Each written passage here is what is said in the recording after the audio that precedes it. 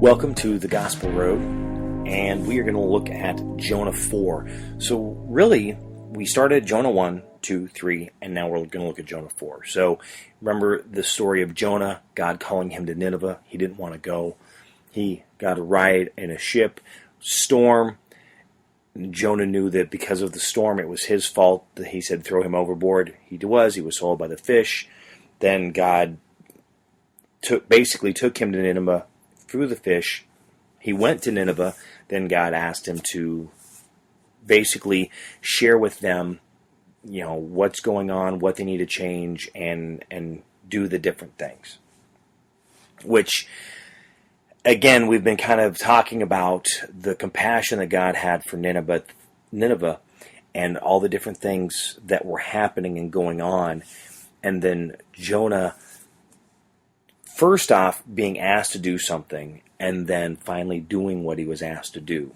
So there's many ways of looking at this that you could compare to your own life. One, even with business, being an employee, how many times has your boss asked you to do something and you didn't do it? Finally asked you to do it and you did. You finally did what you were told. That usually doesn't go, you don't make it very far when things like that happen.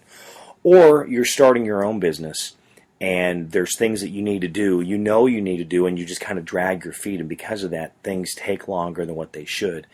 And you need to step out in faith, that faith step to do what you need to do.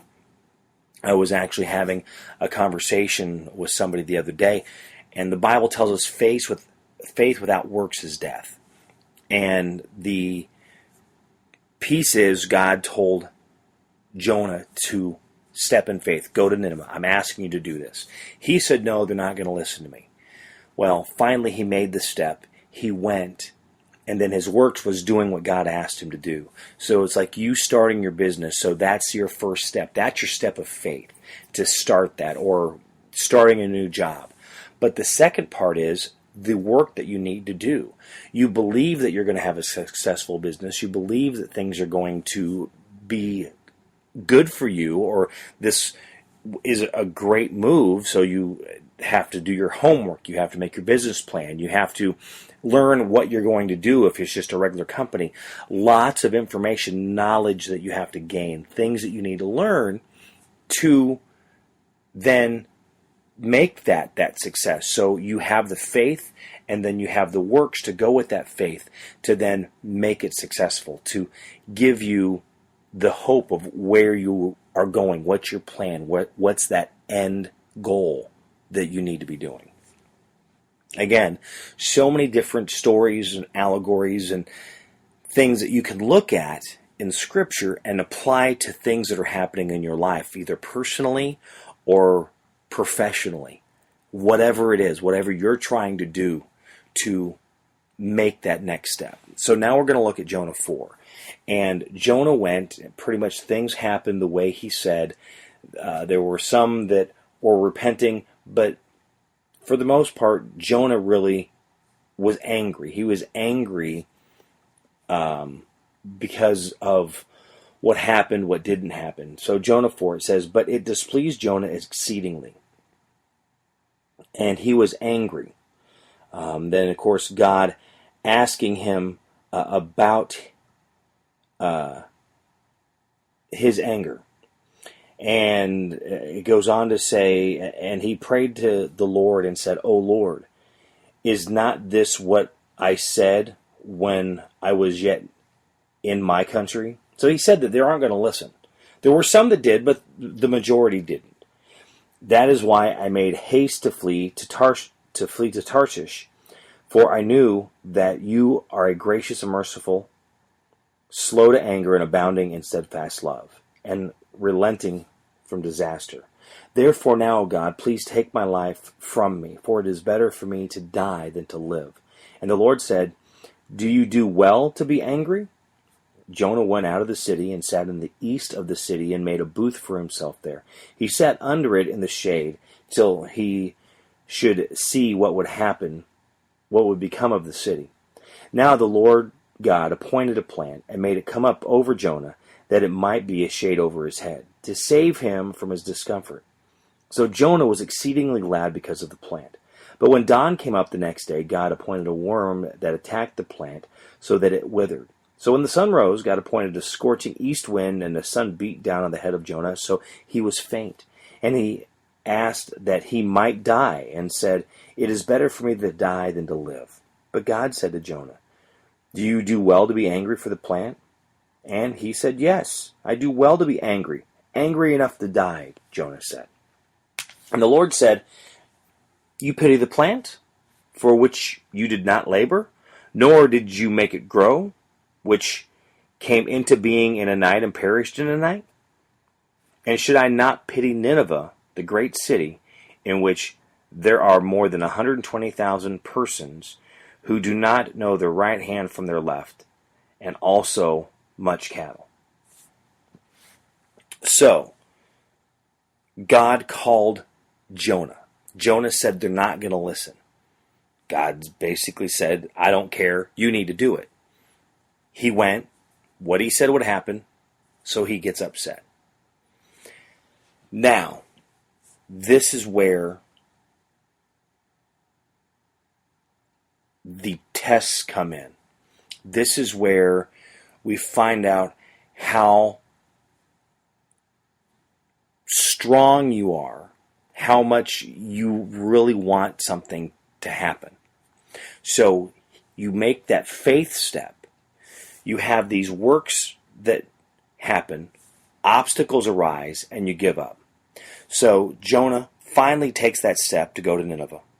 There's that faith step. He does what God asked him to do, the works for that faith step. But then no one listens, so he gets obstacles, and then he just gives up. I'm done. I throw up my hands. Whatever. How many times have we done that? I know I have way too many times. There's times now that I look at the businesses that I'm starting and trying to move to that next level, to just, I just see what I need to do and what happens to do, and it just can get frustrating because I'm also doing my other jobs to, keep the money coming in, to keep bills paid. So it ends up being a lot of work. But what is your stamina with that? How sold are you on your vision? You were sold enough on it that you made that step. But do you believe in it enough that you're willing to go the distance and do what needs to be done to be successful? Personally or professionally, spiritually, feeding any of that. Body, soul, and spirit. Or body, mind, and spirit. So your body, for me, I've lost weight. I need to be healthy. I need to treat myself better. What's my stamina from that? I take that step of faith, and if I step into an obstacle, do I give up and say, you know what, I'm done? Well, I've been there, and I've done that. And honestly, I've been on a plateau for a long time, and it's frustrating. But you know what? I still work out. I still do what I need to do. Spiritually, your spirit. What do you do? What do you believe in? Who are you? What are your values? What is it that gives you hope to make the steps that you need to do? And then mind. How do you feed your mind? What knowledge do you gain? I remember hearing something years ago that, it should always be our goal to learn one thing new every day. Do you do that? You've gone to college, you already have your BA, you have your master's, you have your doctorate. What are you doing to still learn? We need to constantly learn. We need to constantly be feeding our mind, constantly gaining knowledge. Yes, we have television, we have iPods, we have video games, we have so many things that distract us. So it's not what it was 200 years ago. When you look at all these people that they did this for 20 years. Then they went back to school, then did this for 20 years, and back to school and did this. I mean, there were people still going to school when they were 60. Always gaining, always wanting to learn, always wanting to improve themselves. So, do you get angry and give up because things aren't going smoothly, like Jonah did? Or do you do like God does, move slow? You have that stamina to keep pushing forward.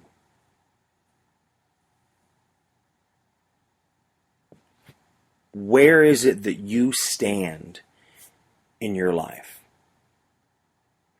Where's that next step that you need to go? Maybe you don't even know because you don't know who you are. It was interesting. The other day, I had a lunch meeting, and it was a coach, basically a personal coach, which they do personal coaching, business coaching, but we're doing a activity, trying to find our values, trying to find out who we are. And it was hard. I go through these cards, and I basically have this stack, and I'm just getting frustrated, and I just don't get it. So then we do it again. I do it through these cards again, and of course everybody else, they've got their 2 or 3 picked out, and it's going well. And I'm just going, really? What am I doing wrong? Well, then I'm sitting there and I'm thinking, and I'm moving forward, and as she's talking more, and I'm listening, it kind of hits me. Because there were all these cards, all these different values. And one that kept jumping at me was personal growth. Which is something I agree in 100%. Because we need to grow spiritually, we need to grow mentally, and of course, our body is always growing as we're getting older. But these are things we need to take care of. So what are we doing to grow personally? What are we doing for ourselves to grow professionally? What are we doing to take care of our bodies as we're growing, to take care of ourselves? To give us the stamina of what we need to be able to make that next step. I just thought it was great. I thought it was a wonderful hour that I had with this group of people. That's where my challenge always is, because I want to learn. When I learn, I want to share. I want to give that knowledge to someone to say, this is something I learned, and I think this can help you. So what is it that you do? What are your values? Where do you stand? Who are you getting help from? Who is your spiritual coach? Who is your business coach? Who is your life coach? Your personal coach? Maybe who's your personal trainer working out because you're ready to just throw in the towel because it's just not working. Jonah chapter 4. Always read these chapters and see what you get out of it. See, this is what I'm thinking. This is where I'm being led. This is what's kind of happening in my brain. But we think for ourselves. We have that free will. And we need to gain knowledge. And you don't gain the knowledge by being spoon-fed information. Because whatever somebody's telling you is not your belief. That's their belief, and you're jumping on the bandwagon. So you read Jonah 4. You decide what your belief is. And be true to your beliefs. Be true to you. And to love each other. All it said here. Gracious God and merciful, slow to anger and abounding in steadfast love. Thank you for listening to the Gospel Road. Have a great day. God bless.